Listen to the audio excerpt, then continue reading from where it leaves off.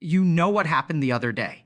My wife comes up to me and says she wants us to have dinner with this couple we know. And here's the thing, she's fully aware that I'm not exactly fond of the guy. Tells me straight up that she knows it's going to be difficult for me, but it would really mean a lot to her if we could go. I look at her and say, listen, it's really not as big of an issue as you think.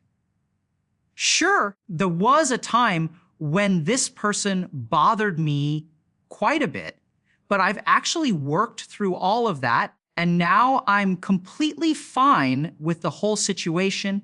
She looks at me with this confused expression on her face, genuinely puzzled by what I just said. She asks me what I mean by working through it, like it's some foreign concept. I explain to her that yes, this person used to get under my skin, but I went through my own personal process of dealing with those feelings, and now everything is perfectly fine between us. I'm genuinely comfortable around them now. She just stares at me for a moment and then says something that really stuck with me. She tells me this is exactly the kind of thing I should be sharing with people making content about. How does someone actually go through a process and stop having negative feelings toward another person? We spend so much time talking about conquering various emotions in our lives. We discuss how to overcome sadness, how to process regret, how to move through grief, how to manage anxiety and worry.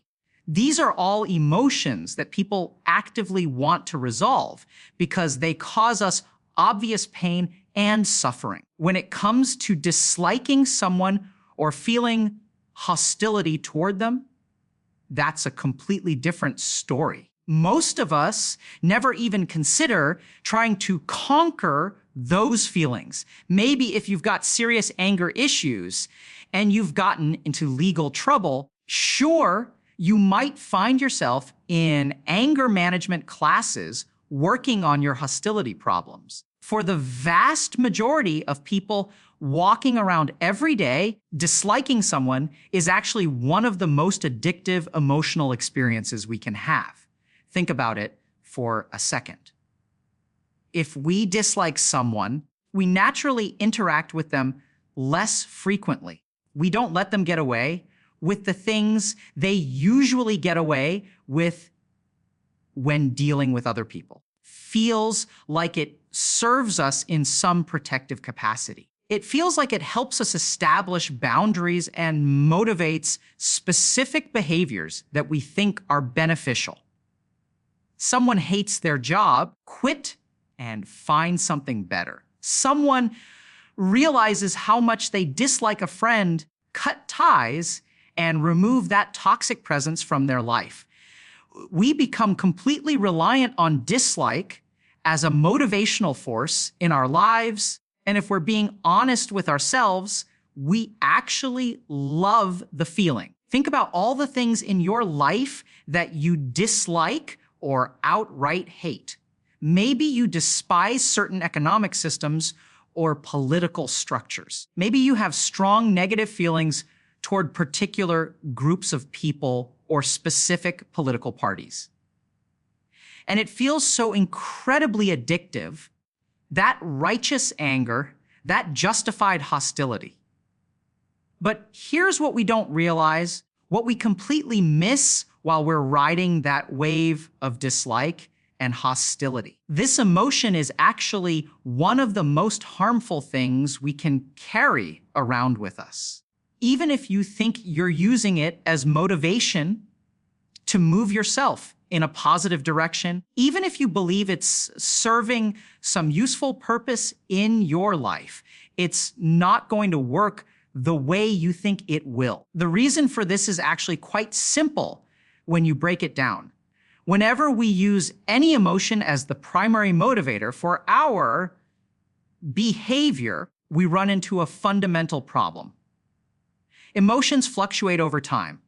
That's just their basic nature. And hatred might be slightly different from other emotions in some ways, but they still go up and down in intensity. Emotions are not stable, consistent forces. They ebb and flow like tides. So you're angry at something today. Maybe it's a video game that's frustrating you, and in that moment of intense anger, you uninstall it from your computer because it's driving you absolutely crazy. Then, a couple of days pass, the anger subsides, the annoyance fades, and suddenly you're reinstalling that same game because the emotion has changed. We tend to rely heavily on dislike as a source of motivation, but this leads to incredibly inconsistent behavior patterns. Actions become tied to our emotional states rather than to rational decision making or consistent values.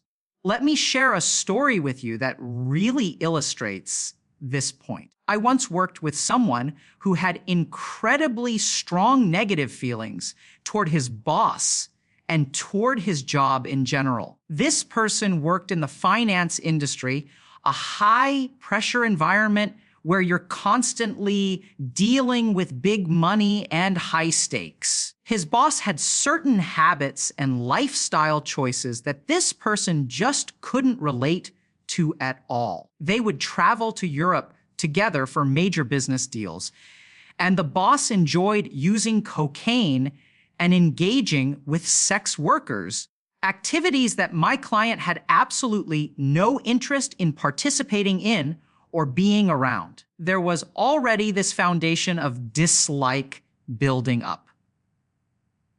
But the moment that really broke everything, the straw that finally broke the camel's back, happened one particular morning. Boss contacts him and says they have a client meeting scheduled for 8 in the morning. Because of this, the boss needs him to be at the office at 6 in the morning. Yes, 6. The boss acknowledges that it's ridiculously early, but explains that he wants to spend the time between 6 and 7 going over the presentation together so that everything is perfectly prepared and ready to go. The boss was supposed to review the presentation the previous day, but got busy with who knows what, possibly those same substances and activities that caused tension in the first place.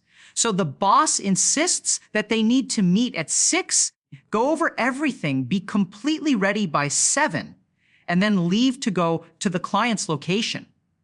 Now, this person I'm telling you about was an extremely dedicated and professional banker who took his work seriously and always went above and beyond. So when told to be there at 6, he shows up at 5:50, a full 10 minutes early. He's standing outside the office and he waits and he waits. He ends up waiting for 40 full minutes because the boss is late. The boss finally appears on the 48th floor of their building at 6:30 in the morning, clearly flustered and stressed about being late. He apologizes quickly for not being on time. Now, here's another detail that makes this even worse. Boss has the keys to the office because this is before the reception staff and other employees arrive for the day. This person has been standing outside a locked office door for 40 minutes, which is already pretty disrespectful of his time. But then, and this is what really did it, the boss says he needs just 1 second because he really has to use the bathroom. And he runs down the hallway to the restroom while this person continues standing outside the locked office, still unable to get in. The boss didn't even have the basic courtesy to unlock the door and let him inside before attending to his own needs.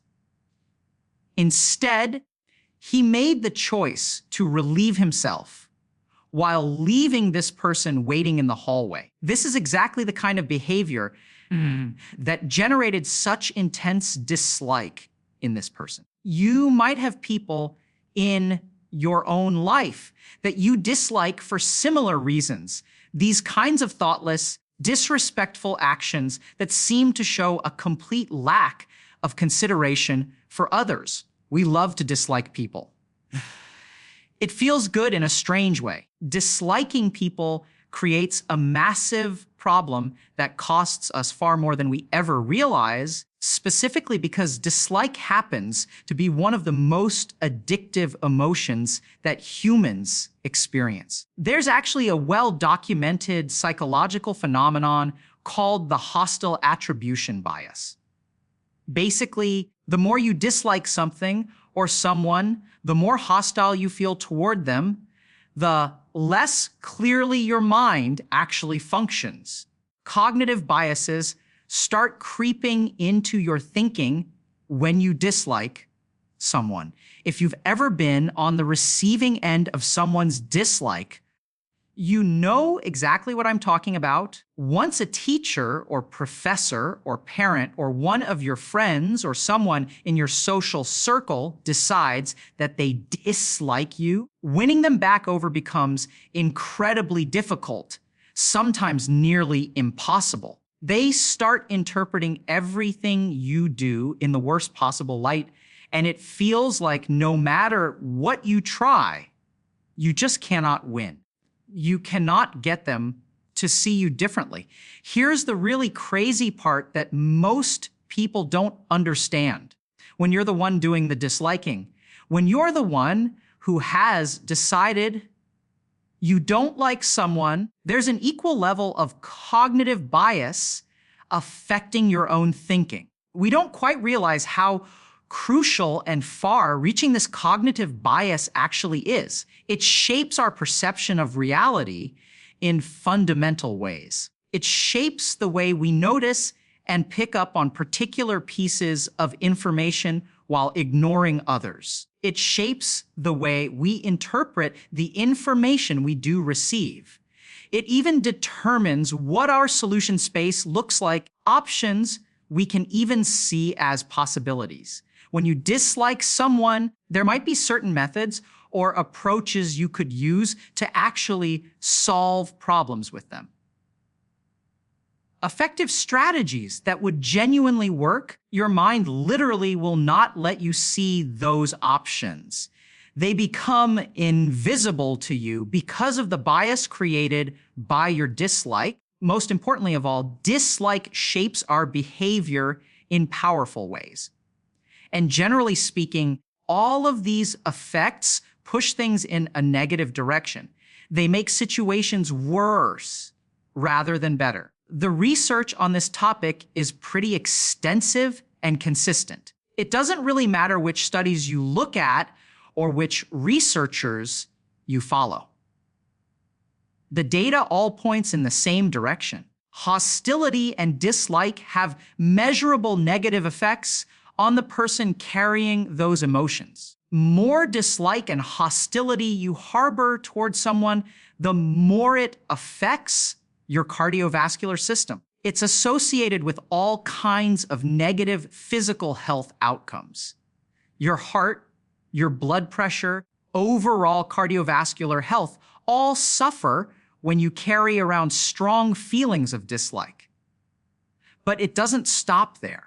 Is also strongly associated with things like rumination, that endless mental loop where you keep replaying situations and conversations in your head over and over again. Now, this might sound strange at first, but even if you're disliking just one specific person over here in this corner of your life, it turns out that disliking that person will affect your mental health across all these other categories and areas of your life. This is where things get really interesting and a bit complex. The more that you dislike someone, the more cortisol you have floating through your entire system at all times. Your stress response system becomes activated and stays activated. You genuinely don't like this person, and your body responds to that emotional state as if you're under threat. The problem is that cortisol doesn't just disappear quickly. It lasts in our body for roughly 24 hours, and during that entire time, actively shaping our thinking patterns and our cognitive abilities. Cortisol shapes our ability to see nuance, think in complex, and sophisticated ways. Cortisol basically makes our mind function in black and white terms. Everything becomes either good or bad, right or wrong, with us or against us. If you look at people who are hostile and engaged in a lot of dislike toward others, you'll notice they have tremendous difficulty seeing nuance in situations. They struggle to see shades of gray. They have significant difficulty solving problems effectively because their thinking has become so rigid and binary. Even though we feel addicted to hostility and disliking things in people, even though it feels powerful and righteous and justified, it turns out it really doesn't help us at all. In fact, it actively hurts us in multiple ways. So how do we deal with this problem? This is where a lot of the research on hostility and disliking people starts talking about forgiveness. There are numerous studies that analyze the role of forgiveness in reducing hostility, the importance of being able to forgive yourself, the benefits of being able to forgive other people. This is where I have to step away from the scientific literature a little bit and offer my own perspective based on years of working with people on these issues. Even though there are many good studies showing the value and benefits of forgiveness, I believe there's actually a separation, meaningful distinction between forgiving someone and simply not disliking them anymore. I think we actually get all of the health benefits, all of the positive outcomes from removing the dislike without even necessarily forgiving the person. The reason I make this distinction is because many people I've worked with fall into a particular trap. They think, okay, I hate this person, now I have to forgive them. But once I forgive them, I'm opening the door back up to all their terrible behavior. I'm giving them permission to hurt me again. So they end up oscillating back and forth between forgiveness and dislike, over and over in this exhausting cycle. And it doesn't end up working well for them at all. I think the reason this approach doesn't work well is because of the fundamental way that emotions function in our lives. If I'm relating to you in a primarily emotional way, if I'm letting my emotions dictate how I react to you and interact with you, then when that emotion changes, my behavior will automatically change along with it. This is what makes the situation so tricky and complicated. A lot of times, forgiveness is actually driven primarily by guilt rather than genuine resolution. So the pattern goes like this: I dislike you intensely. I decide I'm never going to talk to you again. I cut you out of my life completely. Then after some time passes, start to feel guilty about it. I feel bad about how I handled things. I feel some degree of compassion rising up for you. And I'm being controlled by that emotion just as much as I was controlled by the dislike. So I forgive you based on this guilt and compassion. I let you back into my life. I open that door again. And then you end up hurting me in the exact same way you hurt me before, because nothing has actually changed about the fundamental dynamic between us. Many of the people I've worked with really don't want to engage in forgiveness for exactly this reason. I've worked with plenty of individuals who have suffered all kinds of abuse and mistreatment. For them, forgiveness seems like something that's really hard to do, almost impossible. But the real problem with forgiveness isn't actually the forgiveness itself. It's the behaviors that we start tolerating when we forgive someone. It's the boundaries that dissolve. It's the way we let our guard down and allow the same harmful patterns to repeat themselves. I have my own process that I go through to stop disliking someone, and I've found this process to be really helpful, not only for my own mental state and internal peace, but also for actually dealing with people far more effectively in practical terms. It reduces my rumination, reduces my stress levels, and hopefully improves my cardiovascular health over the long term. But more importantly, actually allows me to deal with difficult people in much more effective ways. The reason for this effectiveness is simple. I'm looking at them with a tranquil mind. Internally, I'm not letting my dislike color my perception of who they are and what they're doing. I'm able to see them for who they actually are clearly and accurately.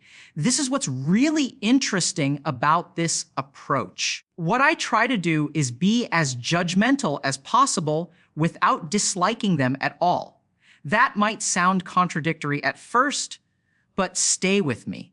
I want to judge their actions in a completely dispassionate way. I want to be able to look at their behaviors and their patterns without getting emotionally bent out of shape because they're behaving a certain way. I want to see clearly what they're doing without letting that observation disturb my internal peace. I even apply this approach when I'm playing video games. If I'm in a competitive game where other players are making really stupid decisions or playing poorly, if you dislike that person and you let your dislike get in the way of your thinking, it actually narrows your solution space dramatically. You stop being able to see options and possibilities. You don't recognize that just because this person is failing in a particular way, just because they're making mistakes in one area,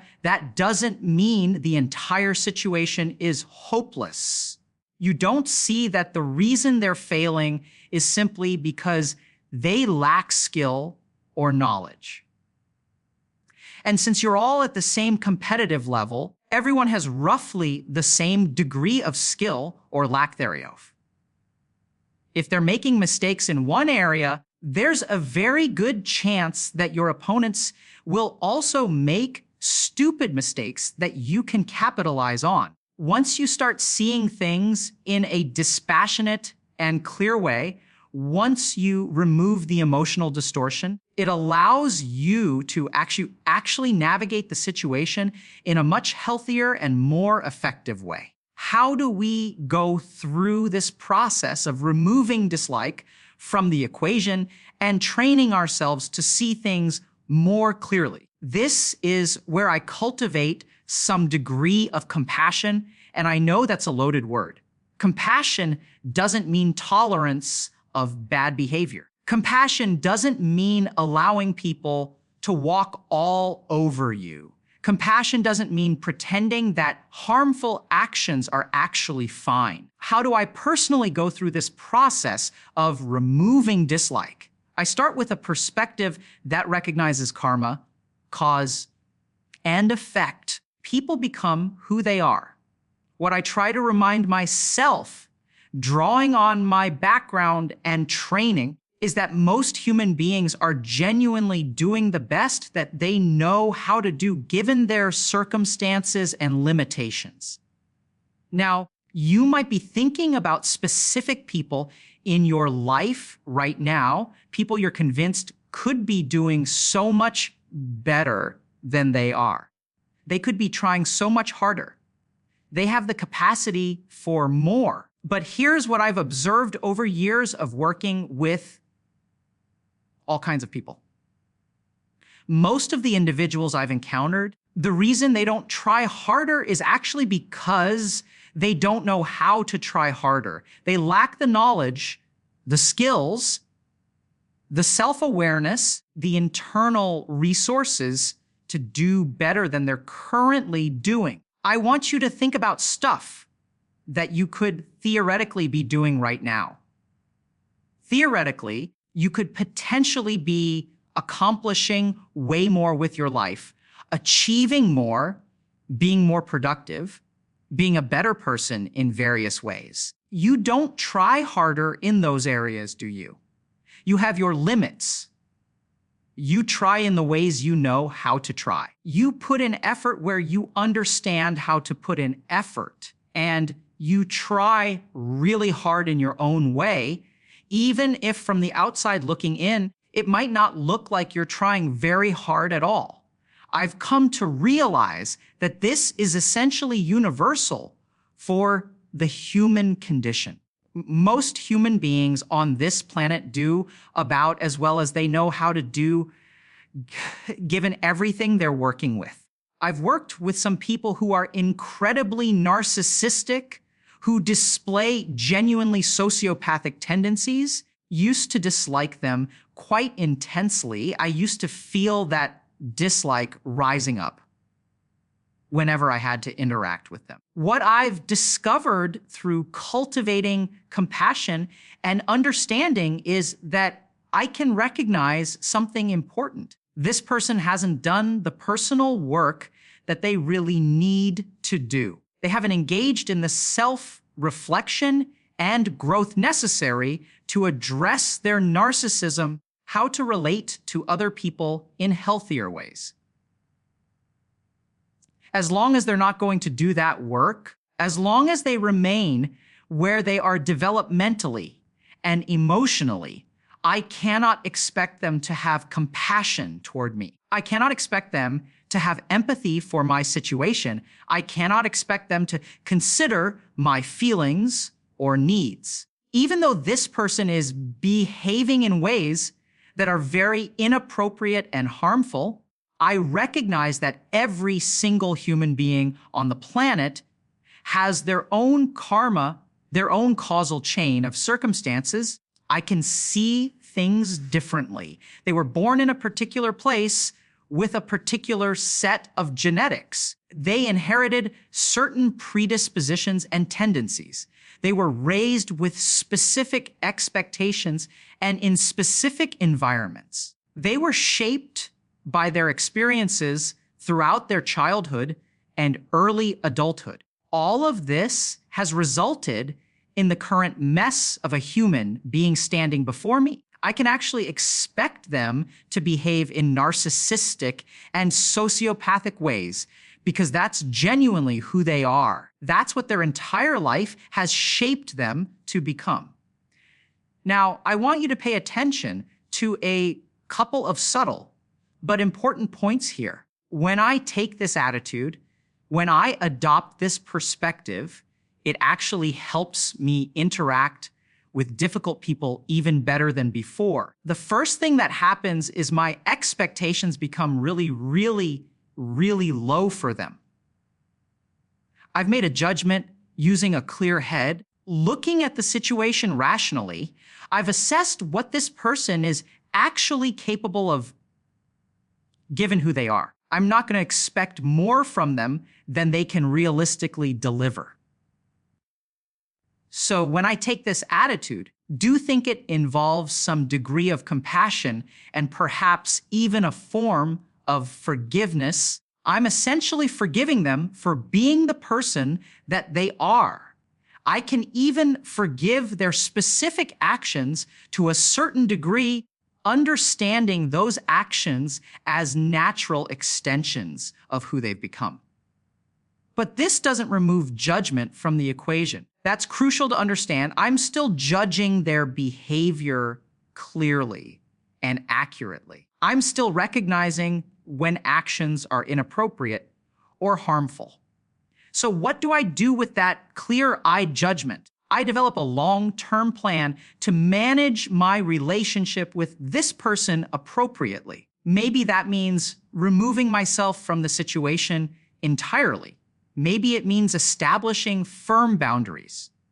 Maybe it means limiting contact. Whatever the case, I'm making these decisions from a place of clarity rather than emotional reactivity. This is the key element that changes everything. If you struggle with developing long-term plans and following through with those plans consistently, the number one reason is almost always your emotions. Any plan that we make based primarily on an emotion will fluctuate in its execution depending on our emotional state and our motivation in any given moment. If we want to be able to follow through effectively and actually solve our problems, we need to remove emotion from the decision-making equation. We need to make plans based on clear assessment of reality rather than on how we feel. And dislikes sits right at the top of the list of emotions that need to be removed from this process. So how do we actually do that in concrete, practical terms? I want you to think right now about one thing or one person in your life that you genuinely dislike. Really bring them to mind. Now, I want you to think about all of the circumstances that made them the way they are. Think about their upbringing, their experiences, the reinforcement they've received for various behaviors, the models they had for how to act, the challenges they've faced, the limitations they're working with. Then what I want you to try to do is recognize something important. This person might even be acting like a jerk on purpose to some degree. It's not that they have absolutely no free will or agency in their behavior, but they have lived a life where they have learned specific patterns of behavior. They've been rewarded for acting in certain ways. They've developed habits and reflexes that have become deeply ingrained. So why would I expect them to be any different than they are? Once you truly realize and accept who they really are, once you understand the situation clearly, I want you to take a deep breath and genuinely have some compassion toward both them and the situation. Not compassion that excuses bad behavior, compassion that simply recognizes reality for what it is. How do you practically do this?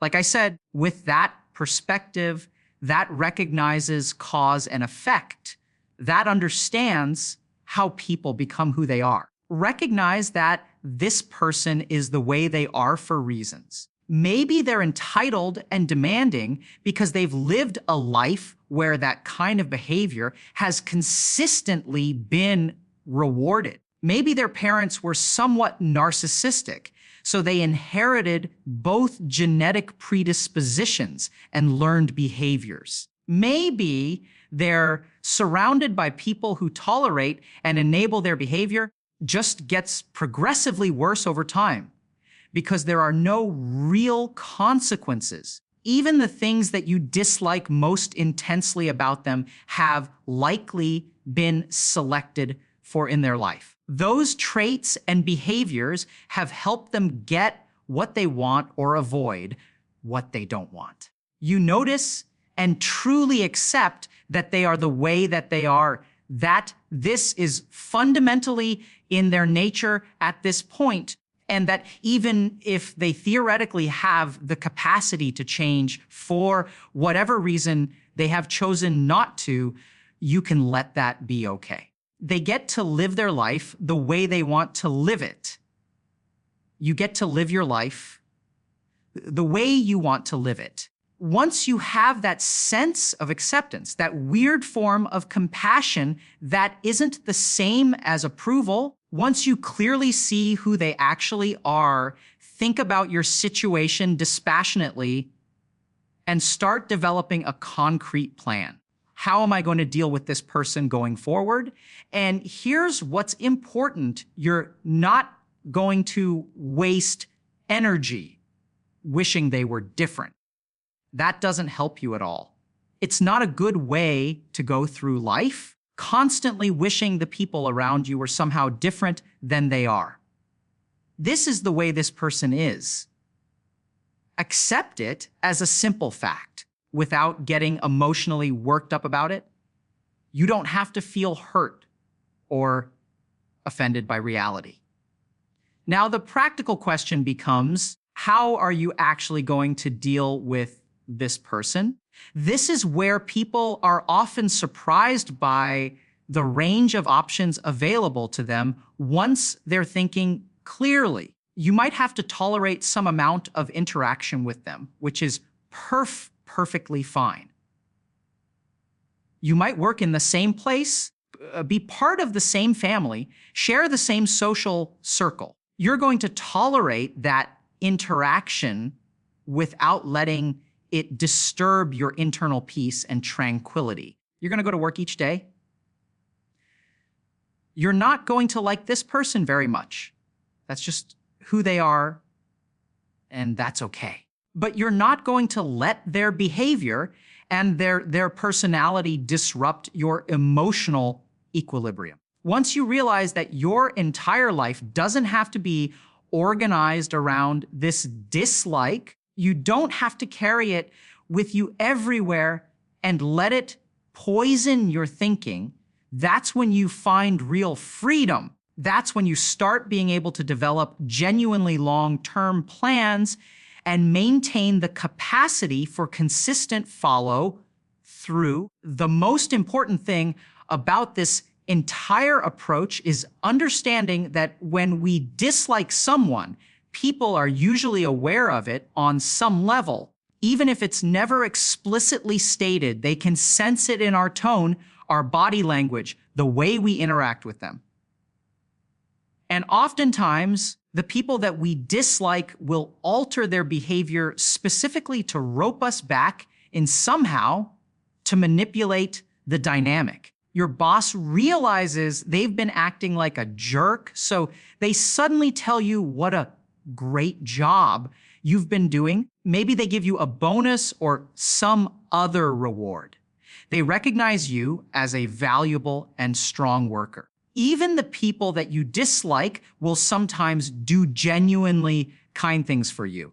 They'll have moments of consideration or generosity. If you're letting dislike be the primary force navigating that relationship, then when they do something nice, emotional force will decrease in intensity and you'll let them back into your life in ways that might not be wise.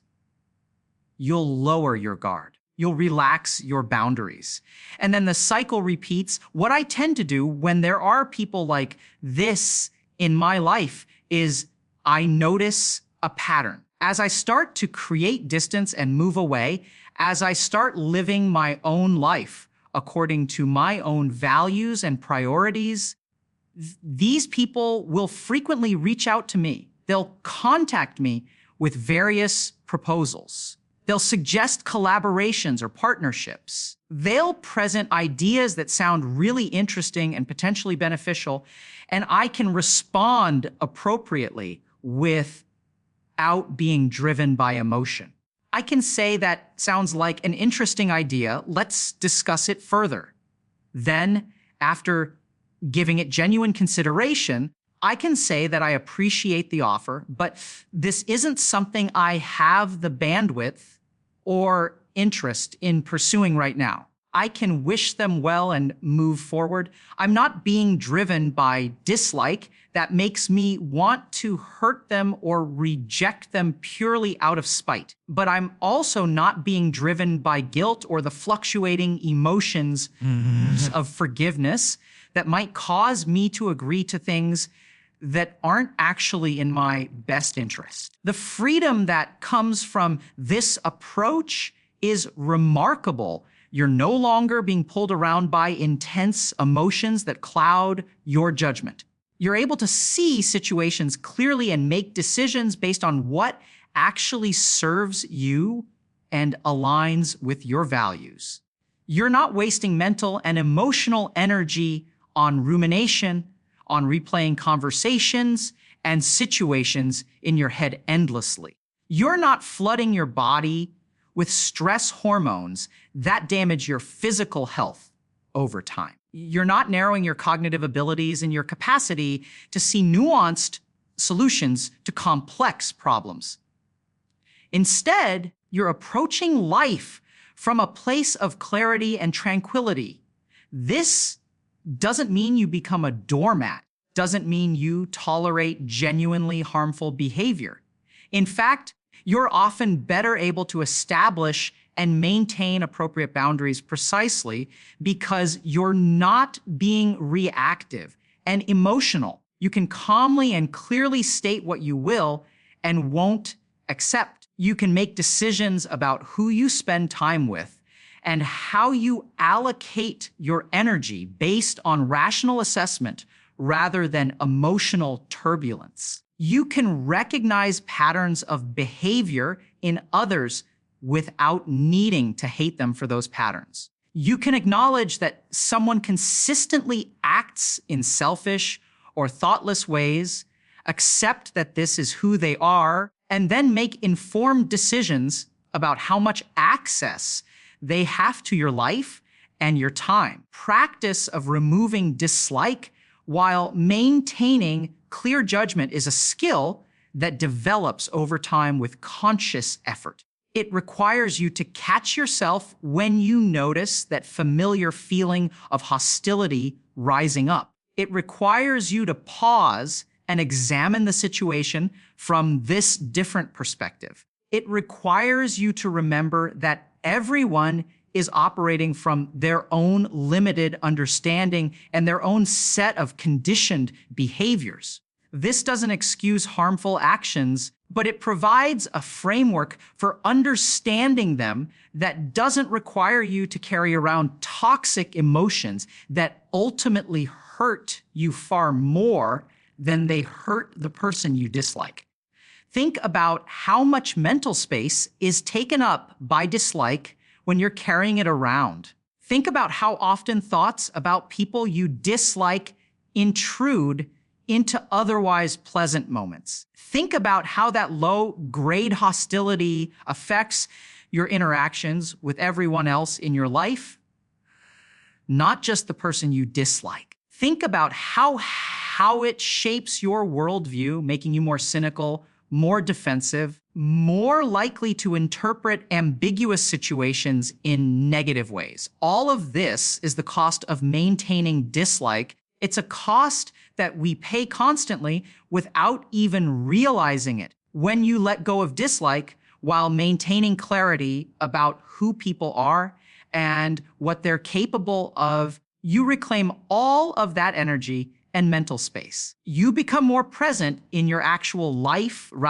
rather than being mentally stuck in resentment about past interactions or anxiety about future ones. You become more capable of genuine joy because you're not carrying around this heavy burden of hostility.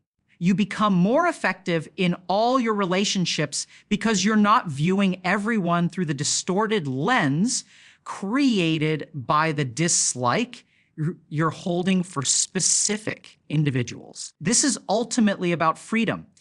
It's about freeing yourself from emotional patterns that don't serve you, that actually actively harm you, while still maintaining the wisdom and judgment to navigate the world effectively. Recognizing that you can understand someone is unreliable without hating them for it. You can recognize that someone is selfish without needing to carry around hostility about that selfishness. You can see clearly who people are and make smart decisions about how you engage with them without poisoning yourself with the negative emotions in the process.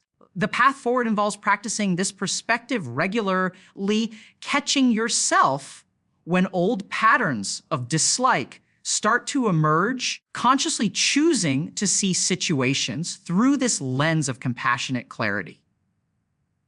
Over time, it becomes more natural. The reactive hostility that used to arise automatically starts to fade. You find yourself able to interact with difficult people without it costing you your peace of mind. You discover that you can establish boundaries, make tough decisions, protect yourself effectively without needing the fuel of dislike to motivate those actions. You realize that acting from clarity and rational assessment is actually far more powerful and sustainable than acting from emotional reactivity. This is the real work of emotional maturity, not pretending that everyone is wonderful when they're not forcing yourself to like people you don't naturally connect with, but rather developing the capacity to see clearly without the distortion of hostility,